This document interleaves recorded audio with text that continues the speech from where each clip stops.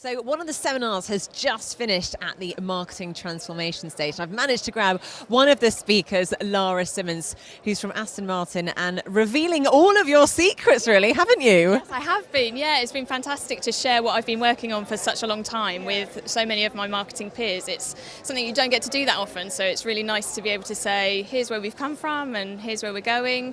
And it was nice to hear people coming out the other end and saying, I'm in the position that you were in 2 years ago.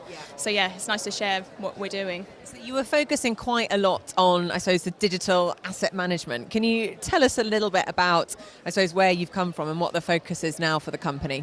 Yeah, sure. So we had a digital asset management system in Aston Martin, and when I joined the team in 2015, it was like a legacy IT system, so it had been created in-house by our IT team, and it was effectively like looking at somebody's computer. It was like looking at their folder structure.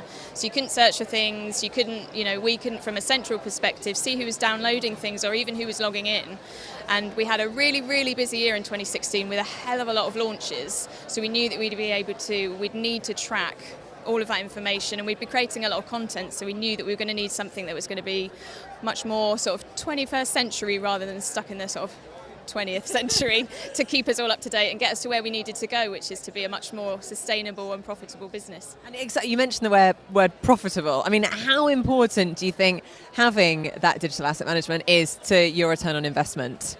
It's hugely, hugely important. I think Lydia spoke about how 78% of what some marketing teams create don't get used by sales. And we now know, we were in that sort of period where we weren't really sure what was being created. And now we know that about 85% of what we're creating is being used by our dealers, and that's marketing teams but also sales teams. So the system means that you don't have to be a creative marketer to use it. You can be a salesperson, sort of trying to sell cars.